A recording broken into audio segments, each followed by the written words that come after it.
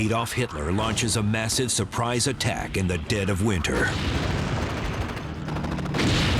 Nazi forces smash through the weakest spot in the Allied line. They capture thousands of American soldiers across the Ardennes forest and completely surround the 101st Airborne Division at Bastogne. Patton vows that his Third Army will ride to the rescue. As conditions worsen, Patton and his men charge into a frozen hell. Knowing that they may be the Allies' only hope in the West. General George S. Patton. His bold attacks are legendary. See the war as he saw it and ride along with his hard-fighting troops as they battle their way through World War II. On this 360-degree battlefield, Patton's enemies could be anywhere and everywhere. There's nowhere to run when the war is all around. Patton 360, Battle of the Bulge. 6 months after D-Day, the Allies are set for a final push into Germany. All the top generals think the Nazis have had it. But Hitler hasn't given up. He's just hit the Allied line in a weak spot.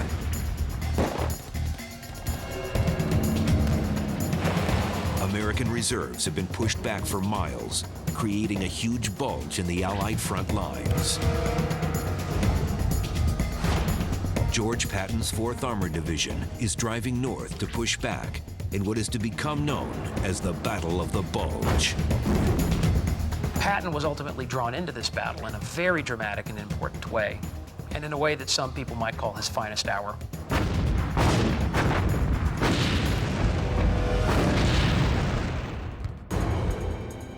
December 23rd, 1944, Flatzberhof, Luxembourg.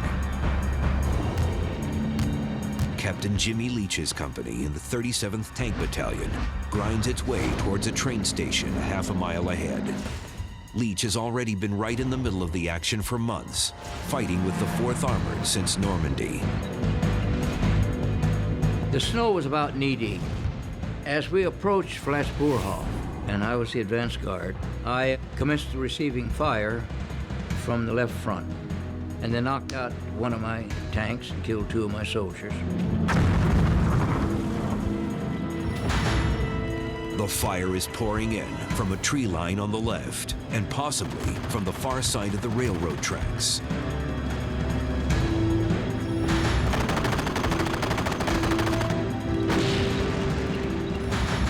"100 yards due north, Leach spots the enemy's chief firepower, 2 German self-propelled anti-tank guns, along with a Sherman tank. The American Sherman's obviously been captured by the Germans because it's had a big Balkan cross painted on the side of the turret. My first round hit the nearest railroad track toward me. The gunner of a Sherman tank aims through a periscope sight some 14 inches above the bore of the gun. At a distance, the aim line and projectile eventually converge, but at very short ranges, the gun shoots lower than the aim line. I told the driver, move up a little bit. Boom. Hit the second track. Oh, God. It can't be.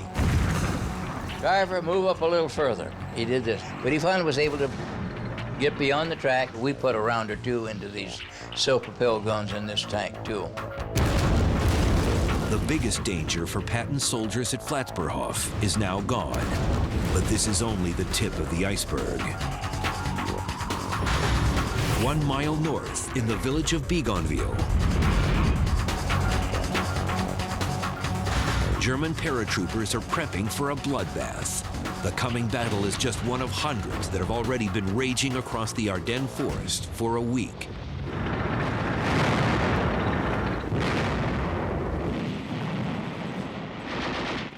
Now it's up to Patton and his men to see if they can turn the tide back in the Allies' favor, as it was before the battle began 7 days earlier.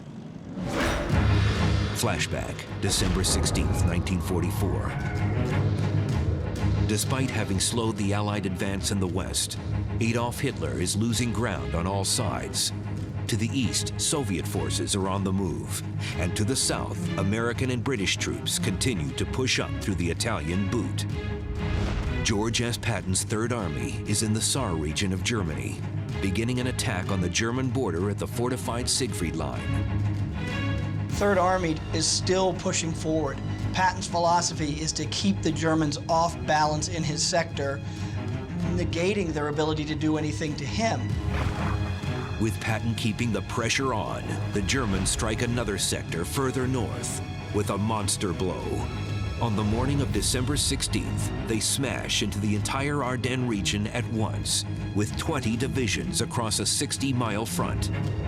It's where units went to sort of go to a quiet area, to get sort of acclimatized and used to, maybe some small skirmishes before they were employed elsewhere. The Ardennes separates the two main Allied army groups, so to Hitler's thinking, it's a perfect spot for a surprise body blow.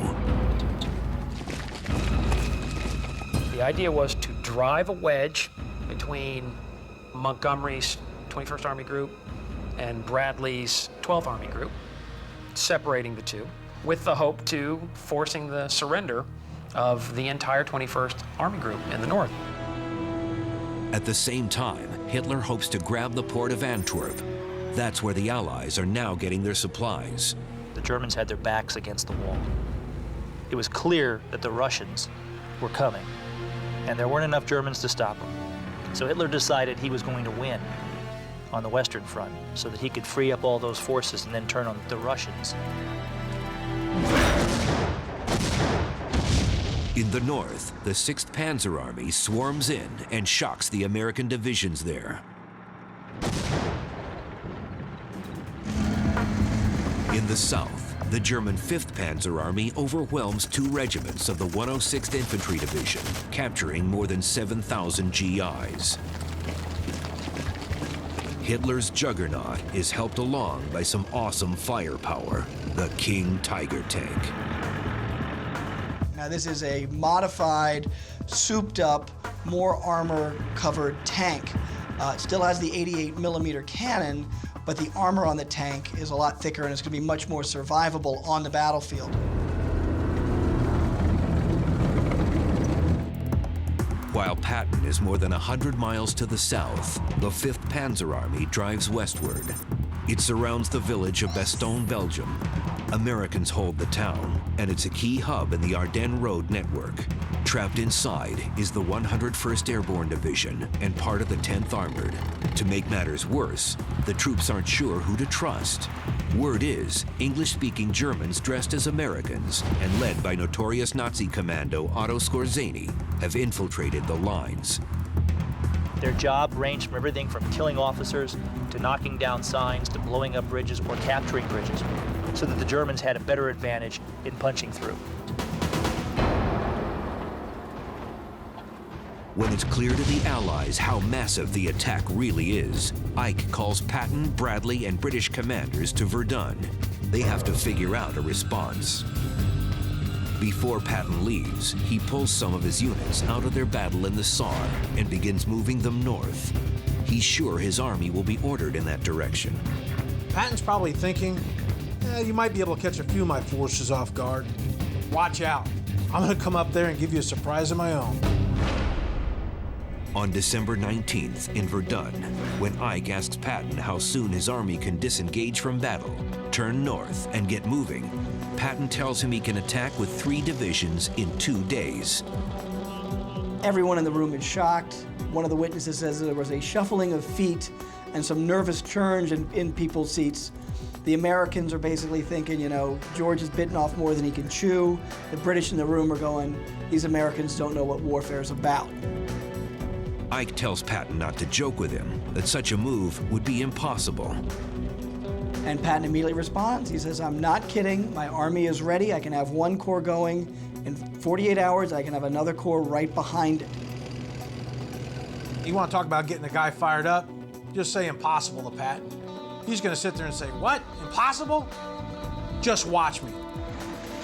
Patton leaves the meeting with a mission: relieve Bastogne, 140 miles away, as soon as possible.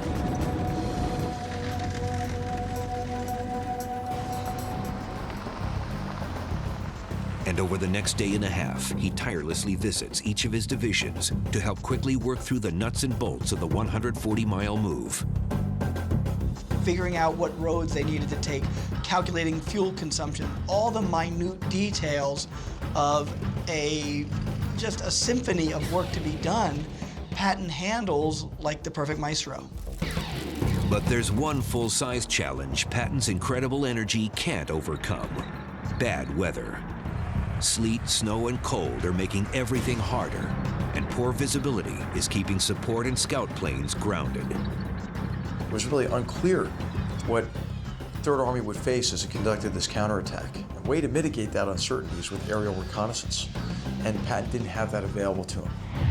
The weather is less of a problem for today's radar-equipped reconnaissance planes. If we had had, during the Battle of the Bulge, something like the AC-130 gunship, an aircraft that can get at altitude and can hover and can look down through the weather and can see the enemy on the battlefield, and see the enemy on the battlefield at night. Imagine what a difference it would have made to have had that kind of weapon at that time. But Patton's army will have to advance blind. So for the drive to Bastogne, Patton puts his favorite tank unit, the 4th Armored Division, at the tip of his spear. They were called Roosevelt's butchers by the German army because they were so effective. And the Germans thought all of them had been prisoners, had been criminals, and had been let out of jail in order to be in the American army. Of course, none of this was true. But the members of the 4th Armored Division certainly played that up because they thought any advantage against the Germans was good. And if the Germans were afraid of them, so much the better. But the 4th Armored has never faced a nightmare like this as it races into one icy battle after another.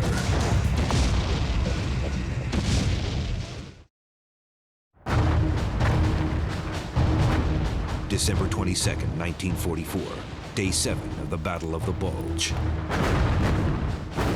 General George S. Patton's 4th Armored Division is fighting its way north in the middle of Europe's worst winter in decades.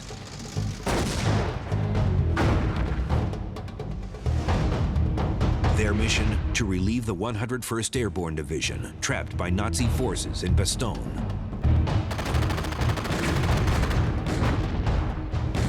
The 4th Armored has fought its way through France, winning its reputation as one of the best American units under the leadership of General John Tiger Jack Wood. Major General Wood was a commander who was formed in Patton's own image. He was a guy who believed in attacking and never giving the enemy a chance to prepare a defense. There's just one problem. Wood and his boss, infantry-minded 12th Corps Commander Matt and Eddie, have been at each other's throats for months. While aggressive, Wood also looks after his men. He publicly slams Eddie for keeping the 4th on the front lines for too long during the grueling fighting in the Saar Valley. General Matt and Eddie had a schedule. He wanted the 4th Armored Division to go forward. And General Wood said, no way. These kids need a rest, and that's what we're going to have. And it's not going to be any other way. Wood's insubordination finally forces Patton to make one of his most difficult decisions of the war. On December 1st, Patton relieves Wood of command, calling Wood's feud a case of nervous exhaustion. The news has a devastating effect on the 4th Armored Division. When he was relieved of his command, it was like a body blow. The two things that hit me the most during the war was the news that Wood was relieved and the news that President Roosevelt had died. Now the 4th Armored is heading into the biggest battle on the Western Front, and their beloved commander has been sent packing. In war, you have to be able to push yourself beyond what you think you can do. You're tired, you're hungry, you're cold, but these soldiers kept moving forward. Now that's a testament to the American fighting spirit.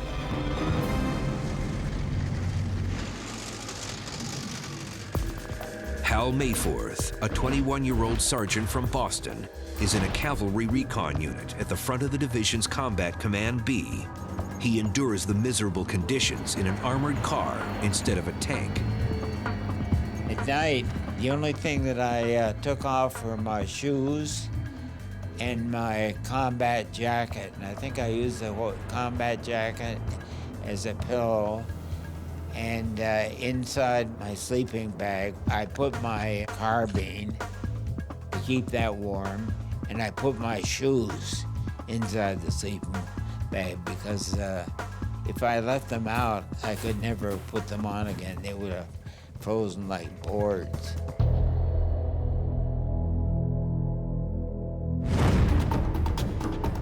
Dawn, December 23, 1944, Chaumont, Belgium. Combat Command B is 12 miles south of Patton's objective, the surrounded town of Bastogne. In command is Albin Erzik, a former horse cavalryman from Salem, Massachusetts.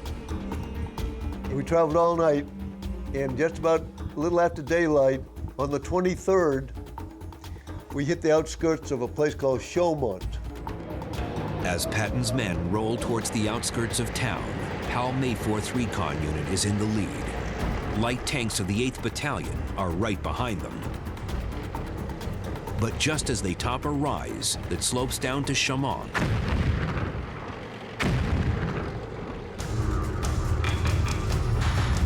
"700 yards ahead, a self-propelled German tank destroyer searches for another victim. Mayforth's platoon leader, Lieutenant Jim Bennett, leaps into action. Jim Bennett, who received a battlefield commission, jumped from his armored car onto the deck of a light tank to point out the position of the German anti-tank gun. And that was when the vehicle found its range and wiped out the tank and wiped out Jim Bennett as well.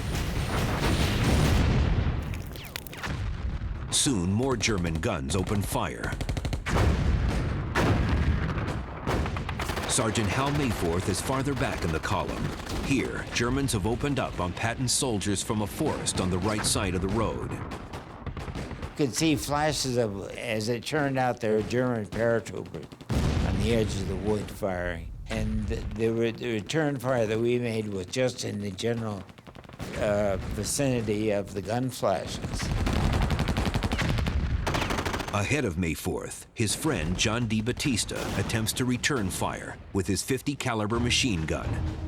I didn't have any cover on that .50 caliber. I wouldn't dare have the cover in case you need it right away, you know. But in the evening, when that Siberian high come through, that wet .50 caliber froze. It fired one round and didn't eject because it didn't throw the bolt back far enough to pick up another round. So he urinated on it, and I witnessed the whole thing. And it really amazed me that under dire circumstances, he could get his plumbing to function. This just goes to show you American ingenuity at its finest. The American soldier faced with a problem, he's gonna figure a way to get out of it. I mean, peeing on a .50 cal, come on. In the next minutes, the Shermans of the 8th Tank Battalion, the first unit behind the recon company, rush forward to the fight. But 800 yards ahead, 15 Sturmgeschütz 3 tank destroyers belch fire and steaming lead.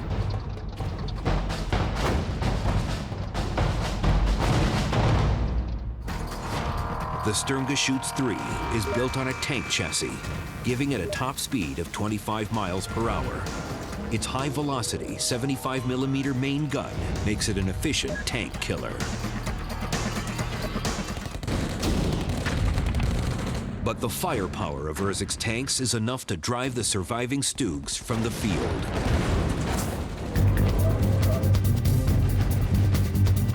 Despite the Nazi ambush, Combat Command B now holds the high ground, overlooking Chaumont. Well, at that point, I pulled back and I said that we can't go down the road like we've been going. This is going to require a coordinated attack. So I planned an attack where I had C Company over on the left. It was wide open. I was going to have C Company go around the flank so they could protect B Company, which was going to attack down the road into Chaumont. And I had A Company move on a ridge on the right. Elements of the 10th Armored Infantry are brought forward to join the attack, along with armored artillery. Patton's men aren't going to be surprised this time. And it was a little after noon that we launched the attack. And it was a fight, B Company going down the town, firing where they needed to fire. They had the armored infantry. It was a very small town, cluster buildings, and there were a lot of Germans dug in. After heavy fighting, Herzig's unit pushes through the town. The fight for Chaumont is brutal. The tankers and riflemen of the 4th Armored Division start to get the upper hand. But Patton's warriors are about to slam into a major roadblock on the drive to Bastogne.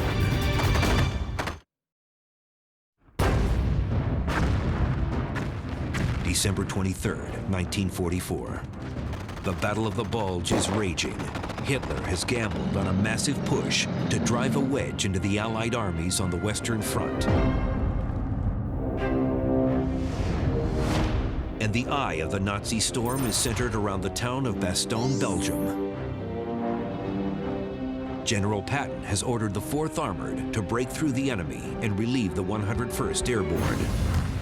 Right now, the men of Combat Command B are in the thick of the fight, forcing their way through Chaumont, Belgium. B Company got to the end of the road and it headed up to a place called Grandrue, which would be the next town. And just as they were getting ready to make the turn, all hell broke loose. We had a massive, massive counterattack. German paratroopers and enemy armor in the form of massive Jagd Tigers mounting an awesome 128mm gun tear into the Americans. They couldn't turn around because there's not room to turn around. You never expose your tank. So I started backing up. I reached the point where I said, we're absolutely safe now. I think we're out of range. So I turned the turret around. At that point, we were hit by a massive jolt. Our tank was hit so dramatically that the 37, 38-ton tank was pushed as though 2 giant hands had pushed it. And all of us went sprawling. The turret is cracked, but the round did not penetrate, and none of Patton's tankers are killed. Herzig and his crew can't believe their luck. It turns out the round hit a protruding section of the turret next to the antenna well. But ricocheted off. Someone would look out for me that day. While the 8th Tank Battalion regroups and plans a coordinated attack, Combat Command B comes to a temporary halt. The brief pause allows Herzig to survey the devastating losses. All of B Company, all their tanks were damaged, a lot of casualties to the 10th Armored. I'll never forget, it was the worst day of my life. I've never forgotten Chaumont on the 23rd of December.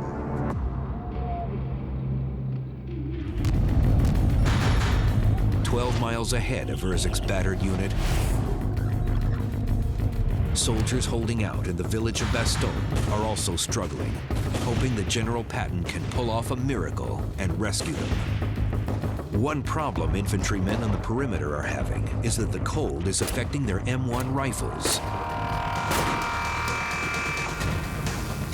Introduced in 1936, the M1 rifle self-feeds from an 8-round clip. When a round fires, explosive gases cause the ejection of the spent cartridge and the loading of a fresh round. However, extreme cold causes the gun oil used on the moving parts to harden and gum up the open action. The 101st is also short on men. They needed every rifleman on the line. So On the 23rd, a couple of days before Christmas, the word came down that, we're not getting relieved right away here. We need help. So the commanders went to the hospitals and asked for volunteers. And all the guys who could carry a weapon, anybody who could walk, anybody who could fight, got up, even though they were wounded, and went out to fight the line. The attacking Germans are under the command of General Heinrich Freiherr von Luttwitz, a no-nonsense Eastern Front veteran. But General Tony McAuliffe, in charge at Bastogne, is a fighter just like Patton. The Germans, realizing they have the whole unit surrounded, send a messenger through the lines with a message to General McAuliffe to surrender. McAuliffe hands a one-word response to Luttwitz's messenger that simply reads, "Nuts." As the German's leaving, he looks at it and says to his American guard, "Nuts, what does that mean?" And the American says it means go to hell. Luttwitz is incensed and pours on the artillery fire. It's clear now that this is a fight to the death. If Patton doesn't break through to Bastogne, the 101st Airborne is going to be wiped out. December 24th, 1944, Luxembourg City. George S. Patton is thrilled this morning by the sight of clear skies with planes aloft. He knows his ground troops will need close air support if they're going to break the German noose surrounding Bastogne. He radios General McAuliffe. Christmas Eve present coming, hold on. Patton heads to the front to keep the pressure on his units. He's got 3 combat commands pressing ahead. All 3 are hitting stiff German resistance. But he's promised Eisenhower he'll be in Bastogne any day now, and his reputation is on the line. Patton had always said, in war, men are nothing, man is everything. He really believed that the individual with that sort of focused attention and aggressiveness can achieve great things in warfare. He is out in a Jeep every day, pushing troops forward. His Jeep driver, 20-year-old Californian Francis Sanza, remembers Patton's words to him the day 3rd Army headed for Bastogne. He says, "Are you ready?" I didn't say nothing. Then he says to me, "Are you afraid to die?" And I looked at him, I said, "I didn't come here to die." He says, "I'm going to tell you why." He said, "They're going to try to get me, but they're going to kill you to get me." Patton is so sure his Jeep will take fire, he orders Sanza to empty the gas from the 5-gallon can in back and replace it with water. "You understand," he says to me, "because in case somebody would shoot at a Jeep, it'd blow it up, there's gas in that tank." On Christmas Eve, as Patton rolls out of Luxembourg, 40 miles north of him, the 37th Tank Battalion is rolling into the village of Bégonville.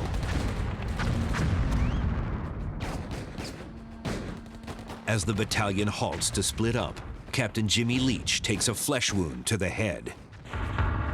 But it didn't break the skull, even though it bruised it. Oh, God, it was a knot there.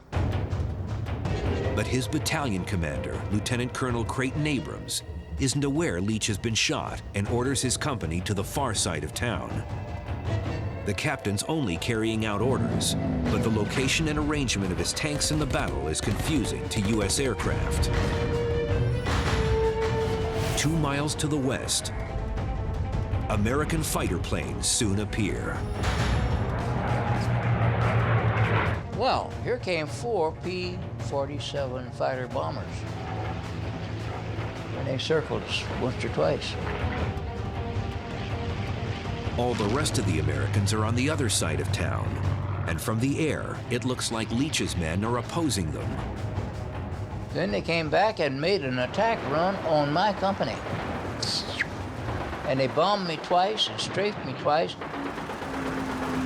Incredibly, Patton's tankers are unscathed. Not a bullet hit a tank, not a bomb scratched the tank. I bet you they went home and reported great things, but nonetheless, there was none that touched me. But the young captain's luck does not hold. as Abrams and the rest of the 37th press the attack on the village. 200 yards away, German riflemen continue firing from upper-story windows. Soon, another enemy bullet screams toward Leach's tank. It smashes into one of the vision slits in the tank's cupola. Hit that thing, and that splattered glass and aluminum put about a 50-cent hole right through my jacket and gave me a wound under the arm that needed a bandage on it because it was a wet wound. Despite his wounds, Leach remains in command of his company to the close of the battle at the end of the day. By evening, 37th Tank Battalion has cleared Bougainville and seized over 300 German prisoners. Nevertheless, General Patton is getting impatient. He wants Bastogne relieved, even if it means an all-night march after a hard day's fight.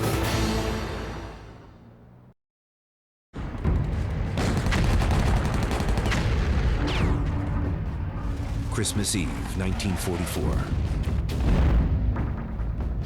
The Battle of the Bulge has been raging for more than a week, during one of the harshest winters anyone in Europe can remember. General George S. Patton's men are trying to achieve the impossible by racing 140 miles north through snow, ice, and hot German lead to free the 101st Airborne Division surrounded in Bastogne. The men were being pushed to the extremes of endurance in combat, having to stay awake longer, alert longer, living out in the cold and the open, dealing with the elements constantly, in a situation where you just could not find warmth. General Patton is not in a holiday mood. As he maps the progress of his troops toward Bastogne, he confides in his diary, "This has been a very bad Christmas Eve. All along our line, we have received violent counterattacks.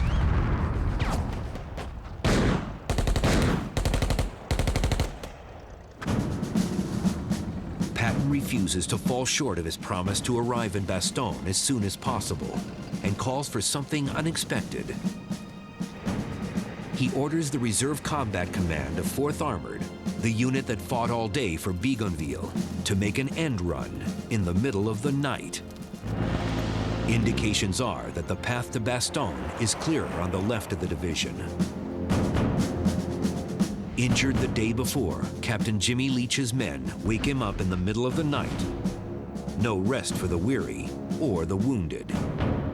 We got orders, and the orders were that at midnight we're going to move the entire combat command around the south end of the other two brigades that are attacking, or the other two combat commands, and come up on the left flank of the left one, which is CCB, and resume the attack.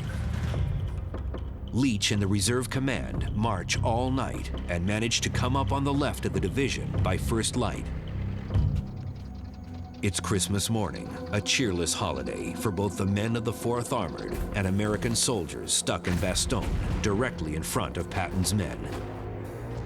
I mean, it's hard enough for a guy to be away from home, especially be away from your family, but at Christmas, and under these fighting conditions and this kind of an intense fight, man, that's brutal.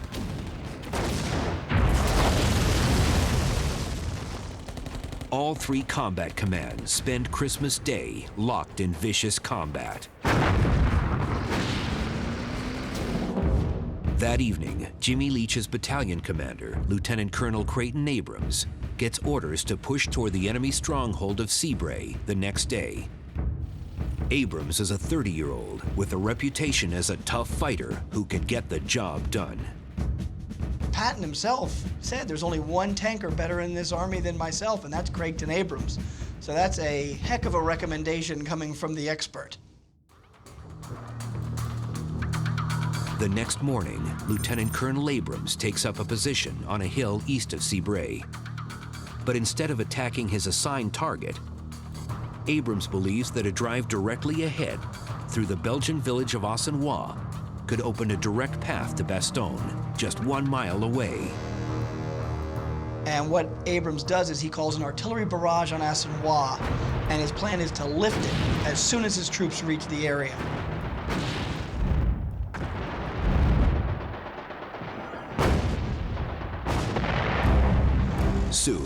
3 of Abrams' tanks churn through Assiniboia, with Lieutenant Charles Bulge's Sherman in the lead. 500 yards ahead, German soldiers in the town and beyond are still battling viciously, trying to repulse the American drive. And basically what the commander, this Lieutenant Bulge, is doing is he's firing into the woods to his left and right, but not stopping. His concept is, let's just keep their heads down while we move forward. Finally, the lieutenant spots what looks like an American walking towards him, but it could be a German imposter. Bulge says, I'm Lieutenant Bulge with the 4th Armored Division. Tell me who you are, I will open fire. And the guy says, I'm Corporal Miller with the 101st Airborne. Thank God you're here. And with that, Bastogne is relieved. The link has been made between the 4th Armored and the 101st. And when he pulled in to what is now called McAuliffe Square in the center of downtown Bastogne, on his tank, the Cobra King, it represented the moment of greatest triumph. The siege of Bastogne may be over, but General Patton still faces stiff challenges in the Battle of the Bulge. His men must keep the corridor to Bastogne open, and at the same time, help push Hitler's forces back where they came from. To collapse the Bulge, there'll be many more firefights in the days ahead.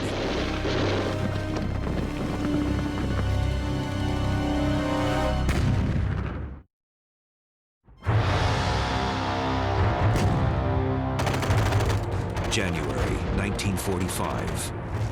Bastogne is firmly in American hands, but for General George S. Patton's army, the Battle of the Bulge is still raging. For the ground pounders and the infantry, the nightmare of battle is only made worse by the misery of winter.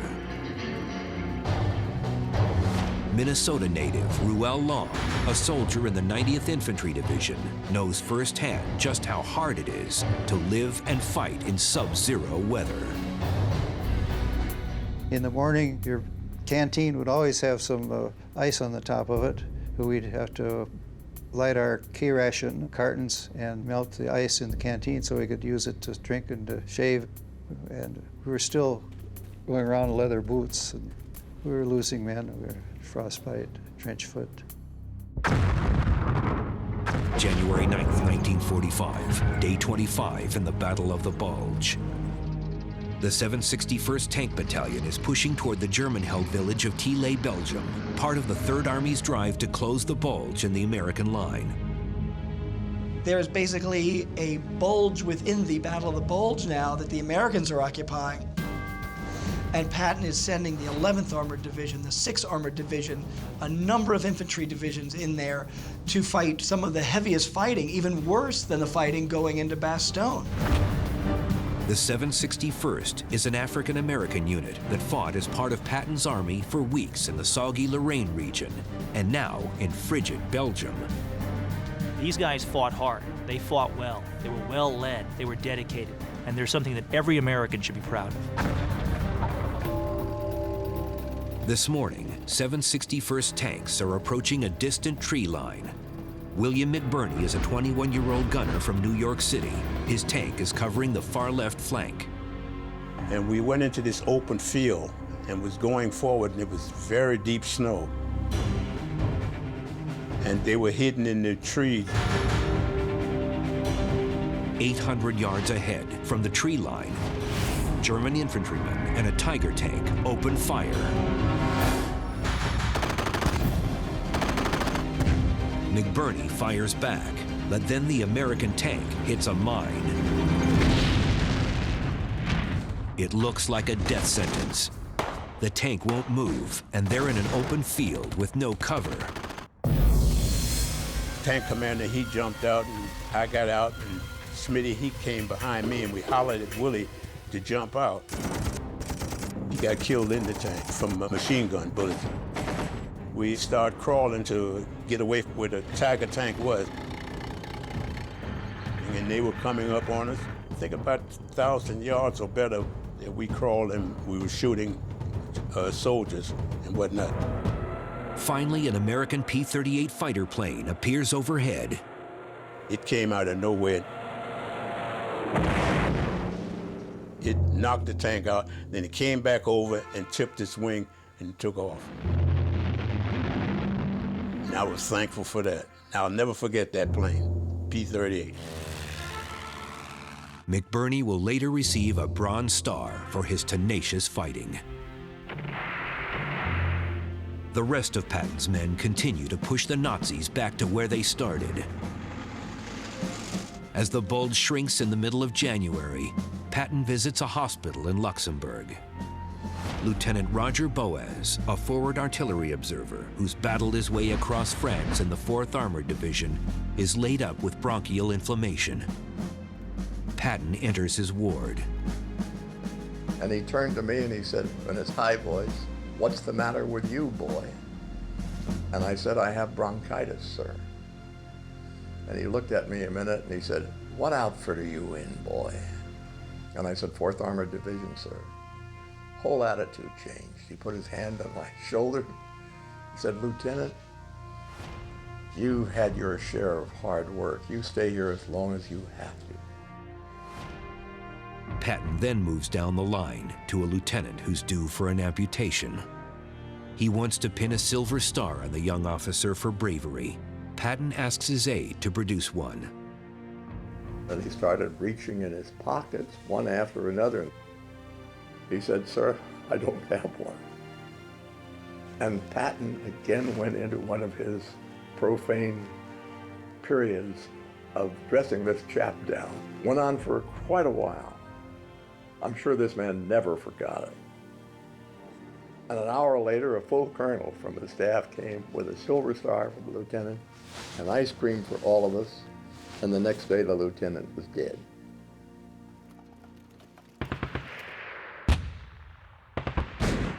Throughout the first weeks of 1945, American forces continue the struggle in the Ardennes forest, turning the tide of battle in favor of the Allies.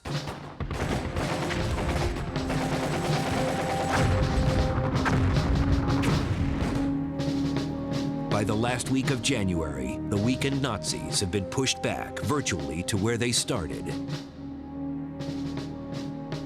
The Battle of the Bulge is Hitler's really last gamble, last punch at the Allies. And it's Patton who punches back and shows Hitler to be a pretty lousy boxer. He destroys what's left of the offensive power of the German army. He's leaving almost nothing to defend Germany. And the victory is really his. It has quite possibly been Patton's finest hour, especially the relief of Bastogne. In a letter to his wife on December 29th, Patton makes no bones about his pride in this accomplishment. The relief of Bastogne is the most brilliant operation we have thus far performed, and is, in my opinion, the outstanding achievement of this war. Now the enemy must dance to our tune, not we to his. George Patton, in many respects, is viewed by posterity as a general who accomplished the impossible.